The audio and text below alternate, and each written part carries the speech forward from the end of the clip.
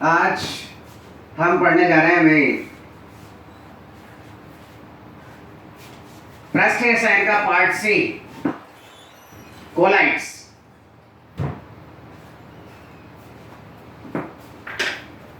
Part C, collides.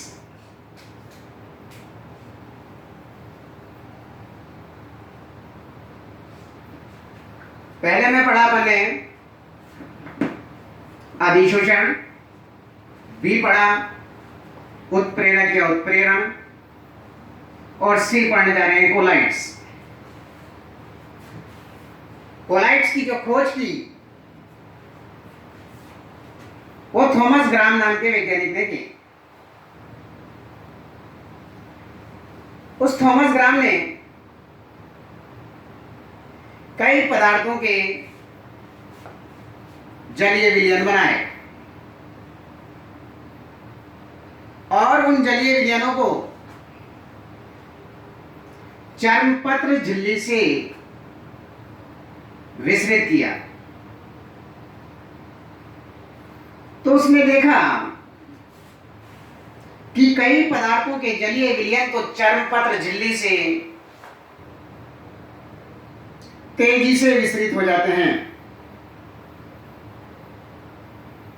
और कुछ पदार्थों के जलीय विलयन चर्मपत्र झिल्ली से विसरित नहीं होते हैं। इस आधार पर थॉमस ग्राम ने विलयनों को दो भागों में बांटा। एक तो क्रस्टलाभ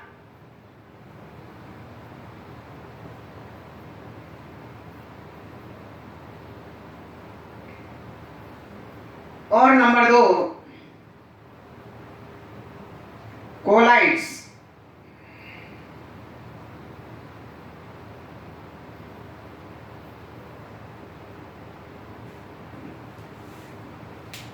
क्रस्टलाभ में बताया उसने कि वे पदार्थ जिनके जलीय विलयन चर्मपत्र झिल्ली से विसरित हो जाते हैं क्रस्टलाभ कहलाते हैं। यानी कि वे पदार्थ जिनके जलीय विलयन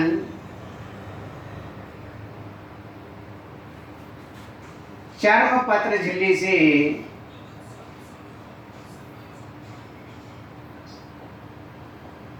विसरित हो जाते हैं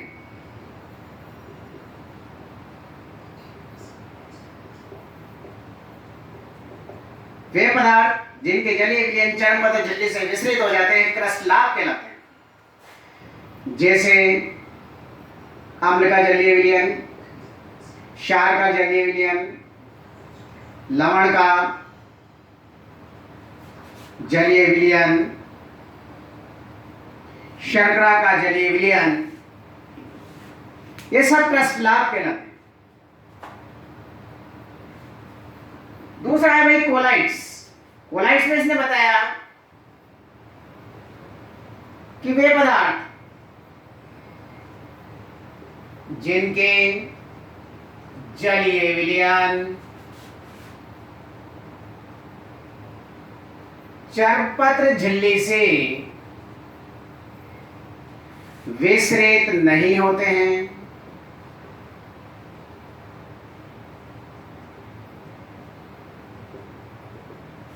कोलाइड्स कहलाते हैं। जैसे गोंद,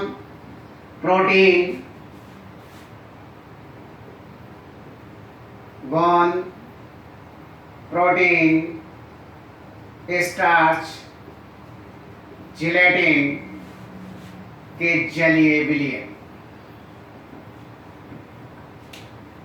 ये चर्मपत्र झिल्ली से क्या होते हैं, हमें विसरित नहीं होते हैं, इसलिए ये कहलाए कोलाइड्स।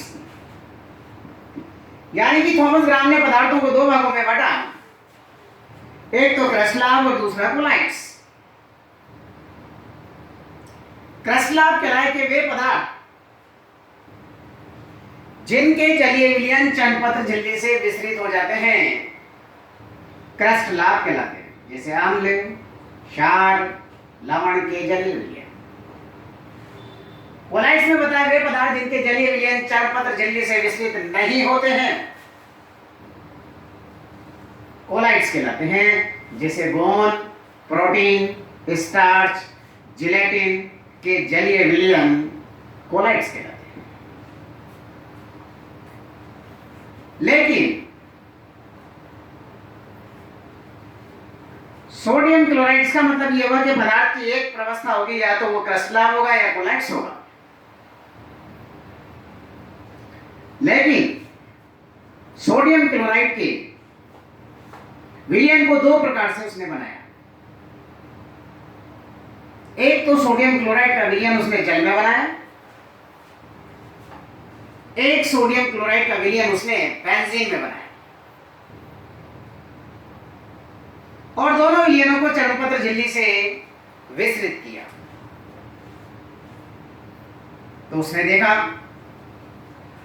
सोडियम क्लोराइड का जल में बना विलयन चर्मपत्र झिल्ली से विसरित हो जाता है। इसका मतलब सोडियम क्लोराइड एक क्रिस्टलाइन पदार्थ है, तथा बेंजीन का तथा सोडियम क्लोराइड का बेंजीन में बना विलयन चर्मपत्र झिल्ली से विसरित नहीं होता है। इसका मतलब ये कोलाइड्स हुआ। अतः एक ही पदार्थ की दो अवस्थाएं संभव नहीं हो सकती। इसी कारण थॉमस ग्राम के इस वर्गीकरण को हमें छोड़ना पड़ा। उसके बाद विलयकरणों के आधार पर विलयनों को हमने तीन भागों में बांटा। कितने भागों में बांटा? तीन भागों में बांटा। नंबर एक है वास्तविक विलयन।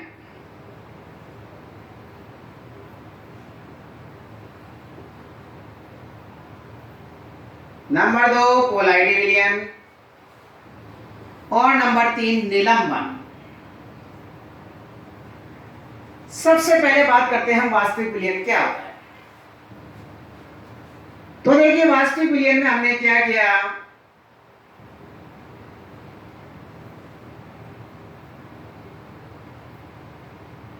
देखिए भाई ये एक पात्र लिया, इस पात्र में विलायक यानी कि परिक्षेपण माध्यम, विलायक को क्या कहते हैं इसमें हम परिक्षेपण माध्यम कहेंगे, और विलेय को हम कहेंगे परिक्षिप्त प्रावस्था। ठीक, वास्तविक विलयन किसे कहेंगे? यानी कि विलय कणों के आधार पर हमने विलयनों को तीन भागों में बांटा। नंबर एक वास्तविक, नंबर दो कोलाइडी, और नंबर तीन निलंबन। वास्तविक ऐसे विलयन जिनमें परिक्षिप्त प्रावस्था के कणों का आकार 10⁻⁷ से 10⁻⁸ सेंटीमीटर के मध्य हो, तो ऐसे विलयन के कहलाते हैं वास्तविक विलयन कहलाते हैं। कौन से विलयन कहलाते हैं? वास्तविक विलयन कहलाते हैं। यानी कि ये परिभाषित हम करें ऐसे विलयन जिनमें परिक्षेप्त प्रावस्था के कणों का आकार 10⁻⁷ से 10⁻⁸ सेंटीमीटर के मध्य हो, वास्तविक विलयन कहलाते हैं। ये वास्तविक विलयन जो होते हैं ये समांग प्रकृति के होते हैं। कौन से प्रकृति के होते हैं? समान प्रकृति। समान का मतलब क्या हुआ? समान का मतलब होता है समान, यानी कि इसमें विलय और विलय दोनों ही प्रकार के कणों का आकार क्या होता है? समान होता है। इसलिए ये विलयन समांग प्रकृति के होते हैं। अगर इस प्रकार बने विलयन की एक बूंद को माइक्रोस्कोप के नीचे रखकर देखें तो हम विलय और विलायक दोनों ही प्रकार के कणों को अलग से नहीं देख सकते। ऐसे विलयन वास्तविक विलयन कहलाते हैं। क्यों? क्योंकि इनमें परिक्षिप्त प्रवस्था और परिक्षेपण माध्यम दोनों ही कणों का आकार एक दूसरे के बराबर होता है, इसलिए इन्हें अलग से नहीं देखा जा सकता। यानी कि वास्तविक विलयन की बात समझ में आ गई होगी आपके कि ऐसे विलयन जिसमें विलय पदार्थ के कणों का आकार 10⁻⁻7 से 10⁻⁸ सेंटीमीटर के मध्य हो, वास्तविक विलयन कहलाते हैं। इस प्रकार बने विलयन समांग प्रकृति के होते हैं। यानी कि यदि इस प्रकार बने विलयन की एक बूंद को माइक्रोस्कोप के नीचे रखकर देखा जाए तो हम विलय और विलायक दोनों ही प्रकार के कणों को अलग से नहीं देख सकते हैं। ऐसे विलयन वास्तविक विलयन कहलाते हैं और इनकी प्रकृति समान होती है। दूसरा है कोलाइडी विलयन। कोलाइडी विलय कणों का आकार चेंज हो जाएगा। ऐसे विलयन जिनमें परिक्षिप्त प्रवस्था के कणों का आकार 10⁻⁻7 से 10⁻⁵ सेंटीमीटर के मध्य हो,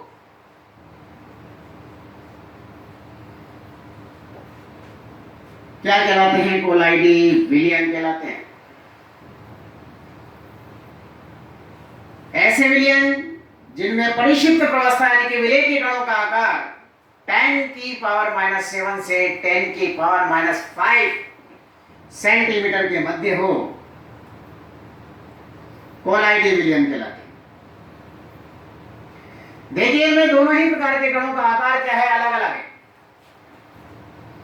यानी कि इस परिक्षिप्त प्रवस्था के कणों का आकार इस परिक्षेपण माध्यम के कणों की अपेक्षा कैसा है भाई? बड़ा है। ये देखिए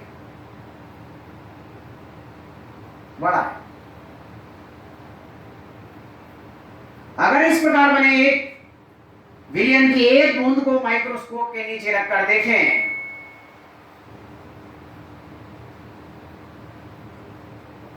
तो परिक्षिप्त प्रवस्था और परिक्षेपण माध्यम के कण अलग अलग हमें दिखाई देंगे। अतः इस प्रकार बने विलयन विषमांग प्रकृति के होते हैं।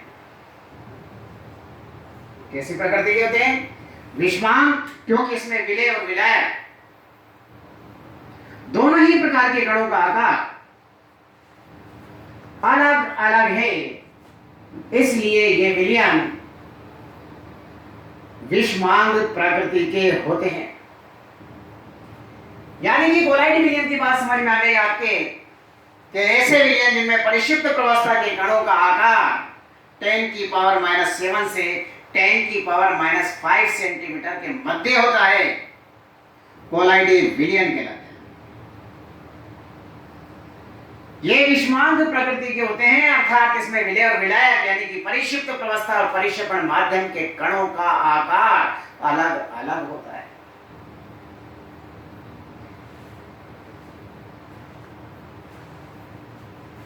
इन कणों का आकार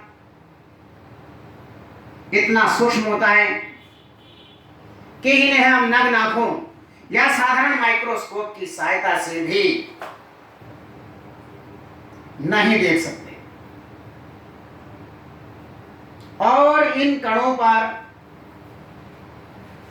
पृथ्वी द्वारा लगने वाला गुरुत्व आकर्षण बल भी कार्य नहीं करता है। इसलिए ये कण विलयन में स्थायी रूप से बने रहते हैं और पात्र के पेंदे में नहीं बैठ पाते हैं। तो याद रखना, कोलाइडी विलयन परिक्षेपण माध्यम के कणों पर या कणों में लगातार अनियमित रूप से गति करते रहते हैं और इन कणों का आकार इतना सूक्ष्म होता है कि इन कणों पर पृथ्वी द्वारा लगने वाला गुरुत्वाकर्षण बल भी कार्य नहीं करता है। इस कारण ये पात्र के पेंदे में नहीं बैठ पाते हैं। जैसे आपने देखा होगा बारिश के दिनों में जो गंदा पानी आता है, मटमैला सा पानी आता है, वो मटमैला सा पानी आप रात भर रखते हैं तब भी इसमें कोलाइडी पार्टिकल जो है, मिट्टी और गंदगी के जो कोलाइडी पार्टिकल्स हैं, वो उस पर निरंतर तैरते रहते हैं और वो पात्र के पेंदे में इसलिए नहीं बैठते हैं क्योंकि इन कणों पर गुरुत्वाकर्षण बल कार्य नहीं करता है। ठीक, तो ये अपन ने पढ़ा कोलाइडी विलयन। तीसरा है निलंबन।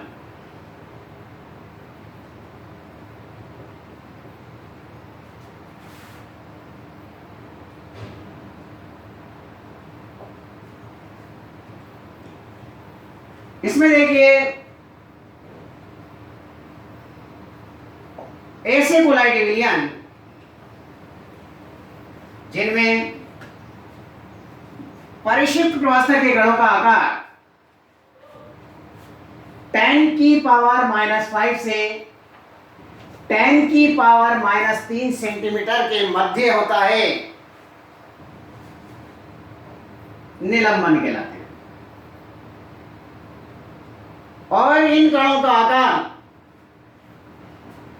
बड़ा होने के कारण इन पर पृथ्वी द्वारा लगने वाला गुरुत्वाकर्षण बल भी कार्य करता है और इन्हें हम नग्न आंखों से भी देख सकते हैं। तो विलय कणों के आकार के आधार पर हमने कोलाइडी विलयनों को 3 भागों में बांटा। वास्तविक विलयन, नंबर 2 कोलाइडी विलयन और नंबर 3 निलंबन। ठीक, इसके बाद अब आपको यह समझ में आ गया होगा कि कोलाइडी तंत्र क्या होता है। कोलाइडी तंत्र यानी कि कोलाइडी विलयन, इसकी 2 प्रवस्थाएं होती हैं, एक तो परिक्षिप्त प्रवस्था और दूसरी परिक्षेपण माध्यम। कोलाइडी तंत्र की कितनी प्रवस्था होती हैं? 2। एक तो परिक्षिप्त प्रवस्था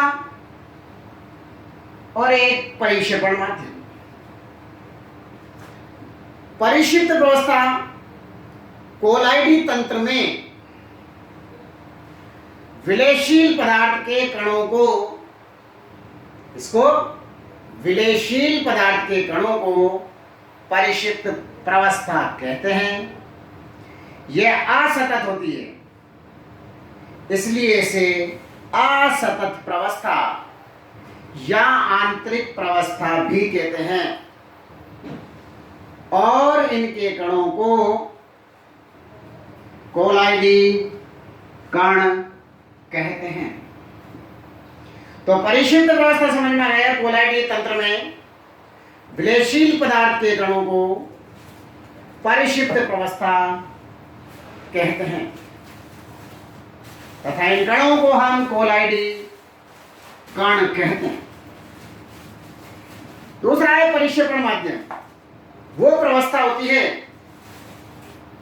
जो परिक्षेपण के लिए माध्यम का कार्य करती है। यह सतत होती है और यह अवस्था विलायक की होती है। इसे सतत प्रवस्था या बाह्य प्रवस्था भी कहते हैं। इसके बाद है भाई कोलाइडों का वर्गीकरण। कोलाइडों का वर्गीकरण हम निम्न आधार पर करते हैं। नंबर 1, परिक्षिप्त प्रवस्था और परिक्षेपण माध्यम के कणों की भौतिक अवस्था के आधार पर। नंबर 1, परिक्षेप प्रवस्था व परिक्षेपण माध्यम के कणों की भौतिक अवस्था के आधार पर परिक्षेप्त यानी कि विलय, परिक्षेपण यानी कि विलय के भौतिक अवस्था के आधार पर। नंबर 2, परिक्षिप्त प्रवस्था और परिक्षेपण माध्यम के मध्य आकर्षण के आधार पर। नंबर 3, परिक्षिप्त प्रवस्था के कणों के आकार के आधार पर। नंबर 4, संगठन के आधार पर। नंबर 5, परिक्षिप्त प्रवस्था के कणों पर आवेश के आधार पर। ठीक, इसमें पहले पढ़ने जा रहे हैं हम परिक्षिप्त प्रवस्था वे परिक्षेपण माध्यम के मध्य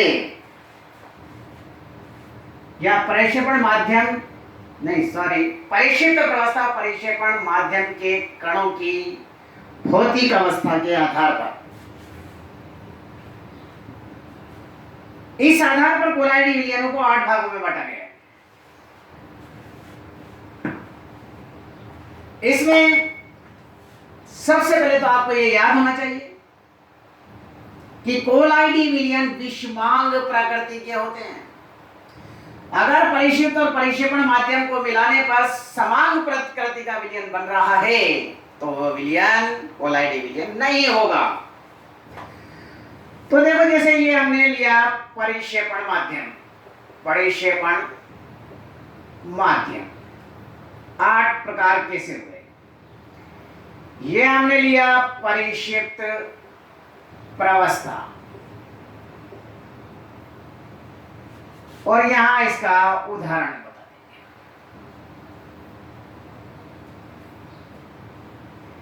जैसे अगर परिक्षेपण माध्यम गैस है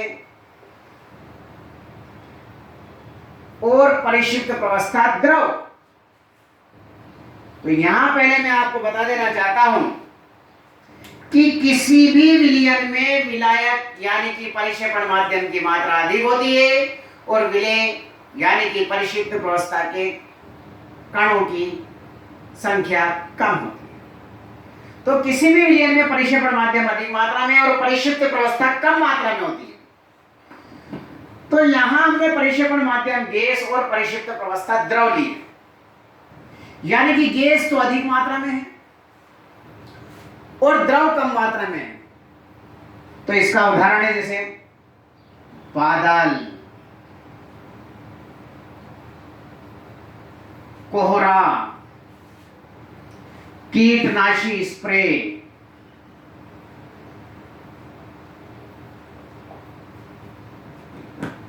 देखिए बादल है, कोहरा है, कीटनाशी, इसमें गैस परिक्षेपण माध्यम तो ज्यादा मात्रा में और द्रव की सूक्ष्म बूंदें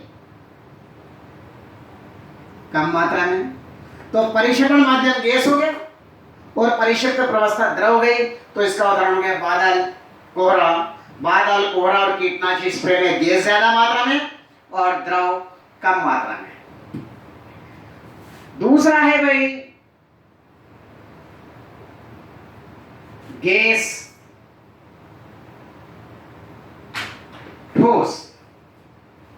सोचो, जिसमें गैस ज्यादा मात्रा में हो और ठोस के कण कम मात्रा में हो। जैसे देखिए धुआं, धुएं में गैस ज्यादा मात्रा में और कार्बन के कोलाइटिव पार्टिकल्स कम मात्रा में होते हैं। धुआं हो गया। आंधी,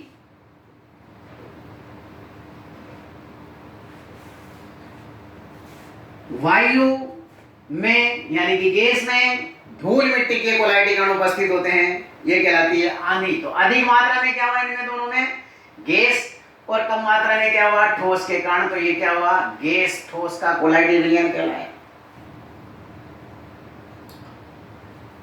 द्रव, द्रव नंबर 3, द्रव, द्रव जैसे एल्कोहल का जल में बना विलयन, दूध का कोलाइटिव विलयन, तो ये क्या हो जाएगा, द्रव, द्रव। एल्कोहल का जल में बना विलयन या दूध क्या कहलाएगा भाई, द्रव, द्रव कोलाइटिव विलयन। द्रव गैस, जिसमें द्रव, ऐसा विलयन बताइए जिसमें द्रव ज्यादा मात्रा में और गैस कम मात्रा में उपस्थित हो, बता सकते हैं। Cold drinks, cold drinks, soda water. Cold drinks में देखिए द्रव तो ज्यादा मात्रा में है और इसके अंदर कार्बन डाइऑक्साइड डिसॉल्व होती है जो कम मात्रा में होती है। तो इसका उदाहरण हो गया कोल्ड ड्रिंक्स। नंबर 5, द्रव ठोस। सोडियम क्लोराइड का जल में बना विलयन, ये शक्कर का जल में बना विलयन, क्योंकि इसमें द्रव ज्यादा मात्रा में और ठोस यानी कि NaCl या शक्कर कम मात्रा में उपस्थित है। इसके बाद है ठोस, ठोस।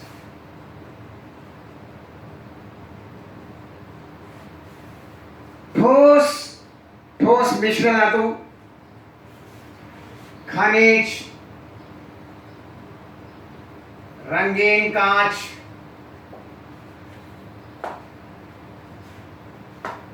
ये हो गया भाई ठोस, ठोस। ठोस द्रव, सोचो,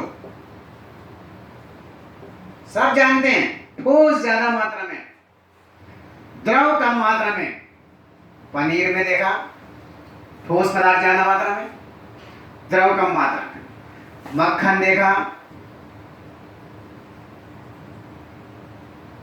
ठोस ज्यादा मात्रा में, द्रव कम मात्रा में। तो ये क्या हो गया, ठोस द्रव।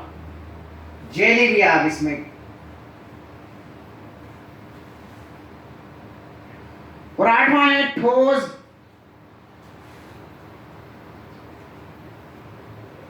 ठोस, ठोस, ठोस द्रव, ठोस गैस।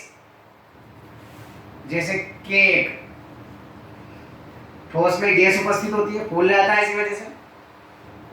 ब्रेड,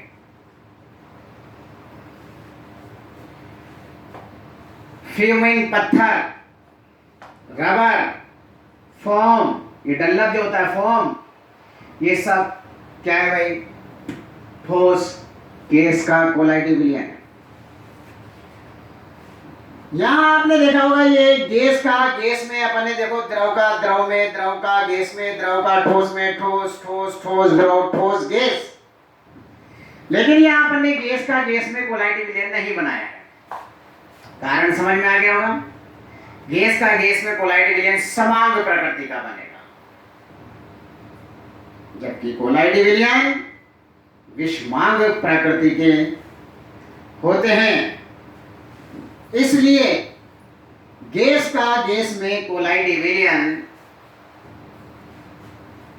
नहीं बनेगा।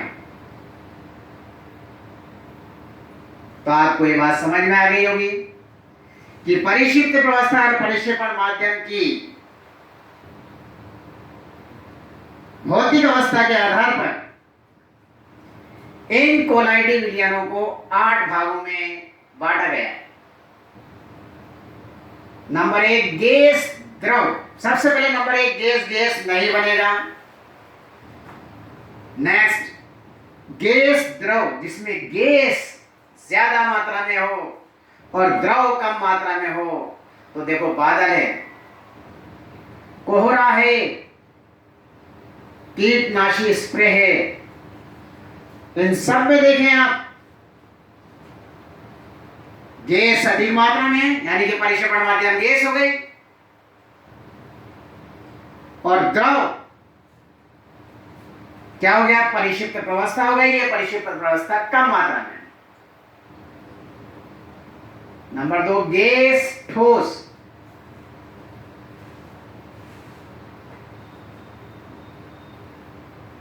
जिसमें परिक्षेपण माध्यम गैस हो और परिक्षिप्त प्रवस्था ठोस हो, यानी कि गैस अधिक मात्रा में और ठोस के कण कम मात्रा में। तो गैस जैसे धुआं, धुएं में गैस ज्यादा मात्रा में और कार्बन के पार्टिकल्स ठोस अवस्था में होते हैं। आंधी गैस वायु अधिक मात्रा में, धूल मिट्टी के कोलाइडी कण कम मात्रा में, तो ये भी कहलाएगा आंधी। ये भी कहलाएगा गैस ठोस का कोलाइडी। द्रव द्रव, दो द्रवों का मिश्रण जो आपस में पूर्ण रूप से मिश्रणीय हो। जैसे एल्कोहल जल में पूर्ण रूप से विलय होता है, तो एल्कोहल का जल में बना विलय। द्रव गैस, जिसमें द्रव ज्यादा मात्रा में हो और गैस कम मात्रा में हो, जैसे कोल्ड ड्रिंक्स, द्रव ज्यादा मात्रा में और उसमें कार्बन डाइऑक्साइड गैस कम मात्रा में घुली हुई होती है, तो ये द्रव गैस का कोलाइडी विलय हो गया। द्रव ठोस, द्रव ठोस NaCl का जल में बना विलय। ठोस ठोस मिश्र धातु, खनिज या रंगीन कांच। ठोस द्रव, जिसमें ठोस ज्यादा मात्रा में और द्रव कम मात्रा में हो, पनीर, मक्खन, जेली। पनीर और मक्खन दोनों में ठोस ज्यादा मात्रा में और द्रव कम मात्रा में। ठोस गैस, जब ठोस अधिक मात्रा में, गैस कम मात्रा में, जैसे केक, ब्रेड, डल्ला, फोम जो होता है वो फोम, फ्यूमिंग पत्थर, ये सब इसमें आ जाते हैं। ये आपसे एग्जाम में ये नंबर 1, नंबर 2 और ये कोल्ड ड्रिंक्स है नंबर 3 इसके बारे में, और 1 नंबर पनीर, मक्खन, 4 इनके बारे में जरूर पूछा जाता है कि किसका कोलाइडी विलयन है, इसकी परिक्षिप्त प्रवस्था परिक्षेपण माध्यम बताइए। जैसे बादल की परिक्षिप्त प्रवस्था परिक्षेपण माध्यम क्या होगा, धुएं की परिक्षिप्त प्रवस्था परिक्षेपण माध्यम क्या होगा, पनीर की परिक्षिप्त प्रवस्था और परिक्षेपण माध्यम क्या होगा। कल इसे अपन आगे बढ़ाएंगे, नेक्स्ट वीडियो में अपन इसको आगे बढ़ाएंगे। आज इतना ही।